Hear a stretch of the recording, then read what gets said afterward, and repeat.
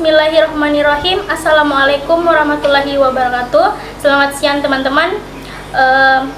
Pertama-tama marilah kita panjatkan puji syukur kehadirat Allah Subhanahu wa taala karena telah memberikan rahmat, kesehatan dan keselamatan untuk hari ini.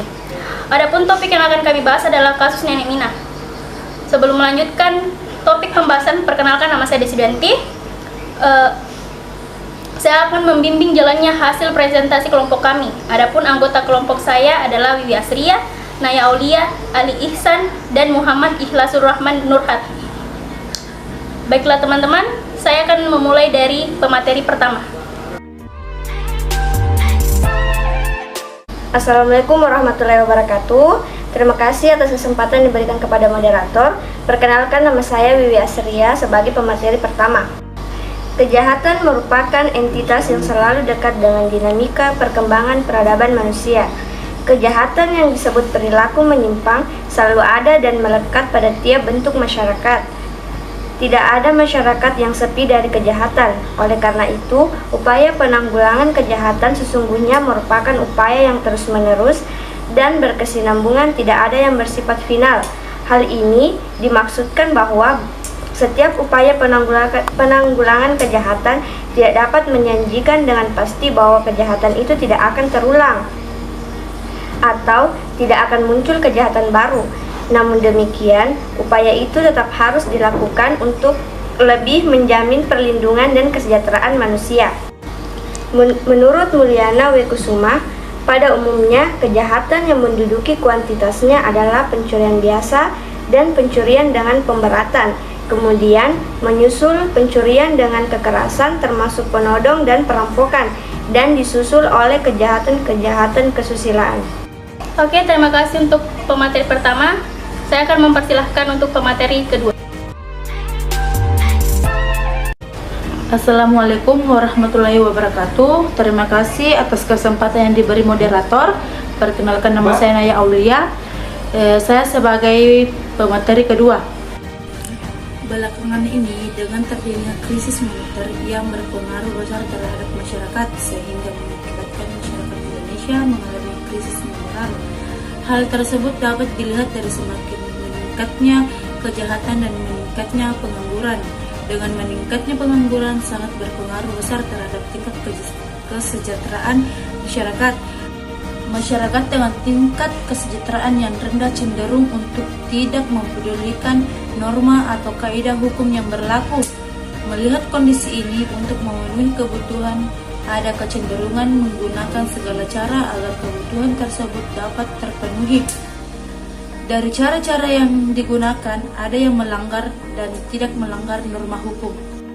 Salah satu bentuk kejahatan yang sering terjadi di masyarakat adalah pencurian, di mana melihat keadaan masyarakat sekarang ini sangat memungkinkan orang untuk mencari jalan pintas dengan mencuri. Dari beberapa media massa dan media elektronik menunjukkan bahwa seringnya terjadi kejahatan pencurian dengan berbagai jenisnya dilatar belakangi karena kebutuhan hidup tidak tercukupi. Pencurian terjadi dari unsur-unsur objektif atau perbuatan mengambil objeknya suatu benda dan unsur keadaan yang menyertai atau melekat pada benda, yaitu benda tersebut sebagian atau seluruhnya milik orang lain, dan unsur-unsur subjektif adanya maksud yang ditunjukkan untuk memiliki dan melawan hukum. Oke, terima kasih untuk pemateri kedua. Mari kita persilahkan untuk pemateri ketiga. Assalamualaikum warahmatullahi wabarakatuh. Terima kasih atas kesempatan yang diberikan oleh moderator. Perkenalkan, nama saya Ali Ihsan. Saya sebagai pemateri ketiga. Tindak pidana pencurian diatur dalam KUHP buku 2 bab 22 pasal 362 sampai dengan pasal 367. Untuk pasal 362 memberi pengertian tentang pencurian. Pada pasal 363 mengatur tentang jenis pencurian dan pencurian dengan pemberatan. Pasal 364 mengatur tentang pencurian ringan. Pasal 365 mengatur tentang pencurian dengan kekerasan. Pasal 367 itu mengatur tentang pencurian dalam keluarga. Dalam pasal 364 dijelaskan perbuatan yang diterangkan dalam pasal 362 dan 363 butir 4. Begitupun perbuatan yang diterangkan dalam pasal 363 butir 5 apabila tidak dilakukan dalam sebuah rumah atau pekarangan tertutup yang ada di rumahnya. jika harga barang yang dicuri tidak lebih dari Rp250.000, diancam karena pencurian ringan dengan pidana penjara paling lama 3 bulan atau pidana denda paling banyak Rp250.000. Nenek Mina tak pernah menyangka perbuatan isengnya memetik 3 buah kakao di perkebunan milik PT Rumpun Sari Antan Desa akan menjadikannya sebagai pesakitan di ruang pengadilan. Ironi hukum di Indonesia ini berawal saat Nenek Mina sedang memanen kedelai di lahan garapannya di Dusun Sidoarjo, Desa Darmakradenan, Kecamatan Aji Barang, Banyumas, Jawa Tengah. Pada 2 Agustus lalu, lahan garapan Nenek Mina ini juga dikelola oleh PT RSA untuk menanam kakao. Ketika sedang asik memanen kedelai, mata tua Mina tertuju pada 3 buah kakao yang sudah ranum. Dari sekedar mata, Nenek Mina kemudian memetiknya untuk disemai sebagai bibit di tanah garapannya. Setelah dipetik, 3 buah kakao itu tidak disembunyikan melainkan digeletakkan begitu saja di bawah pohon kakao. Dan tak lama berselang, lewat seorang mandor perkebunan kakao PT RSA. Mandor itu pun bertanya, siapa yang memetik buah kakao itu? Dengan polos, Nenek Mina mengaku hal itu perbuatannya. Nenek Mina pun diceramahi bahwa tindakan itu tidak boleh dilakukan karena sama saja mencuri. Sadar perbuatannya salah, Nenek Mina meminta maaf pada sang mandor dan berjanji tidak akan melakukannya lagi. 3 buah kakao yang dipetiknya pun dia serahkan kepada mandor tersebut. Nenek Mina berpikir semua beres dan dia kembali bekerja. Namun dugaannya meleset. Peristiwa kecil itu ternyata berbuntut panjang, sebab seminggu kemudian dia mendapat panggilan pemeriksaan dari polisi. Proses hukum terus berlanjut sampai akhirnya dia harus duduk sebagai seorang terdakwa kasus pencurian di Pengadilan Negeri PN Purwokerto. Baiklah, terima kasih untuk pemateri ketiga. Mari kita persilahkan untuk pemateri keempat. Bismillahirrahmanirrahim. Assalamualaikum warahmatullahi wabarakatuh. Terima kasih atas kesempatan yang diberikan oleh moderator. Perkenalkan, nama saya Muhammad Ihlasur Rahman Nurhat. Saya sebagai pemateri keempat. Anak kecil yang berinisial AAL dan beberapa temannya juga mengalami hal yang serupa dengan Nenek Mina. AAL dan temannya menemukan sebuah sandal di Jalan Sebra, Palu, Sulteng. Pada saat memungut sandal, seorang polisi tiba-tiba menuduh AAL telah mencuri sandalnya yang berharga 30.000. Tak hanya menuding, sang polisi juga sempat menganiaya AAL. Kasus pencurian sandal terjadi pada November 2010.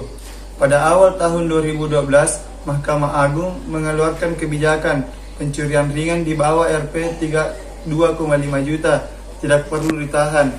Dalam Peraturan Mahkamah Agung atau Perma nomor 2 tahun 2012, Mahkamah Agung juga melarang 5 tindak pidana lain untuk tidak ditahan, asal kerugiannya tidak melebihi batas kewajaran.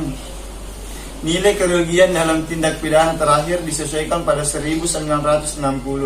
Lalu Mahkamah Agung menyesuaikan dengan pertimbangan kurs emas 2012.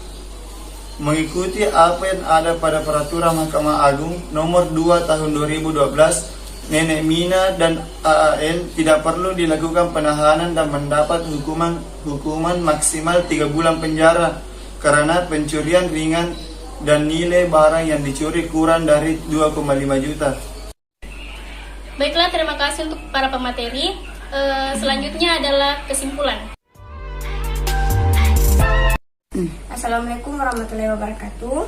Kesimpulan yang dapat saya ambil dari kasus Nenek Mina ini, yaitu dalam kasus ini perusahaan yang dianggap telah dirugikan memang berhak untuk mengajukan ke pihak kepolisian atas tindak kecurian yang ia alami. Tetapi hakim juga wajib memberikan hukuman seadil-adilnya terhadap nenek tersebut.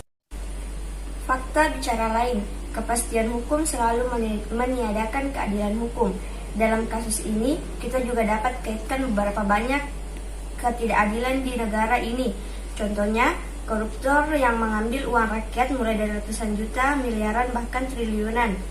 Mendapatkan banyak kortingan dari pihak hakim. Dalam YouTube channel Najwa Shihab memperlihatkan ada beberapa koruptor yang mendapatkan kortingan hukuman dari pihak hakim.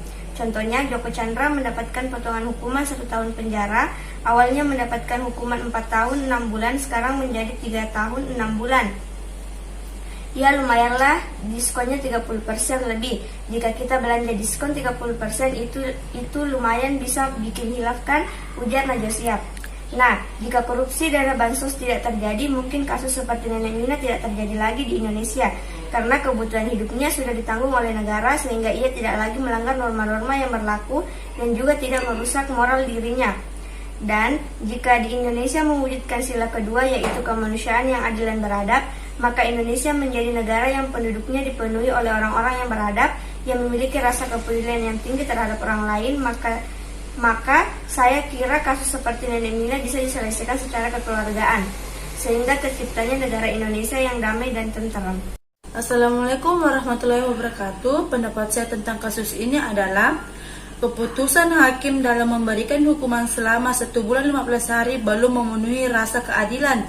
Seharusnya kasus dengan barang curian dengan nilai yang sangat kecil cukup dinegosiasikan. Jikalaupun ingin diberikan efek jera, cukup sampai di kepolisian dan tidak masuk ke ranah hukum peradilan, tetapi berbalik lagi kepada yang bersangkutan karena dia yang mempunyai hak dalam hal ini. Assalamualaikum warahmatullahi wabarakatuh. Pendapat saya tentang kasus ini adalah kerugian yang dianggap sebagai tindak pidana ringan berdasarkan ketentuan peraturan Mahkamah Agung RI nomor 2 tahun 2012, yaitu tidak lebih dari 2,5 juta, di mana kerugian dari denda dihitung dari harga barang dan tidak bisa dimaknai meluas kemana-mana. Assalamualaikum warahmatullahi wabarakatuh. Pendapat saya tentang kasus ini, Nenek Mina tidak usah mendapatkan hukuman seperti itu.